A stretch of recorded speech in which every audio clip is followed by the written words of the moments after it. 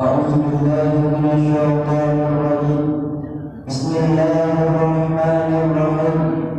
السلام عليكم ورحمة الله وبركاته. Alhamdulillah, alhamdulillah rabbil alamin. Wassalatu wassalamu ala asyrafil anbiya'i wal mursalin wa ala alihi wa sahbihi ajma'in. Amma ba'd. Qala Allah ta'ala fil Qur'anil karim. Bismillahirrahmanirrahim. Qul huwallahu ahad, Allahus samad, lam yalid wa lam yulad wa lam yakul lahu kufuwan ahad. Shadaqallahul azim. Yang pertama-tama, marilah kita tingkatkan rasa takwa kepada Allah Subhanahu wa taala. Dikarenakan Allah telah memberikan berbagai macam nikmat-Nya kepada kita, sehingga kita dapat hadir pada malam yang berbahagia ini. Salawat dan salam kepada Nabi besar, itulah Nabi Muhammad sallallahu alaihi wasallam.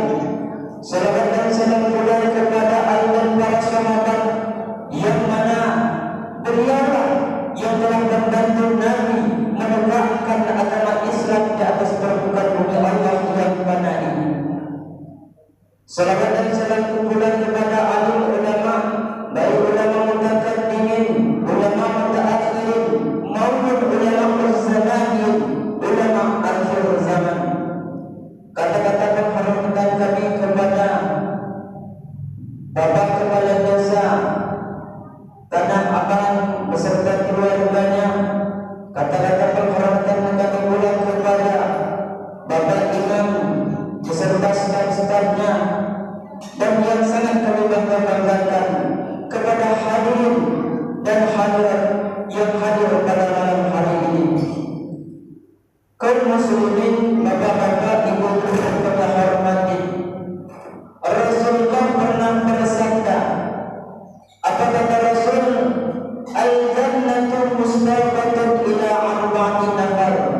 Surga rindu kepada 4 golongan orang. Sebelum kita bahas 4 golongan ini, Pak Bu, saya tanya kepada bapak-bapak, ibu-ibu, mau masuk surga Pak? Mau masuk surga Bu? Mau. Semua orang yang hidup di atas dunia ini pasti mau masuk surga. Jadi seandainya kalau tidak ada orang yang masuk, jadi seandainya kalau ada orang yang ingin masuk neraka, berarti orang tersebut sudah sakit jiwa. Tetapi kita lihat dulu, apakah kita tergolong salah satu golongan orang yang dirindukan oleh surga. Yang pertama, surga rindu kepada orang talil Quran, orang yang membaca Al-Quran. Jadi waktu yang Allah berikan selama 24 jam dalam satu hari satu malam, apakah kita pernah menggunakan waktu tersebut untuk membaca Al-Quran? Pernah Pak? Alhamdulillah. Bagi bapak-bapak yang pernah, istiqomahkanlah, tetapkanlah. Sedangkan bagi ibu-ibu, begitu juga. Itu yang pertama. Sedangkan yang kedua, surga rindu kepada orang hafizin lisan, orang yang menjaga lisannya daripada perkataan yang buruk, daripada perkataan mengumumkan orang, dan menggunakan lisan tersebut untuk perkataan yang mulia. Itu yang kedua.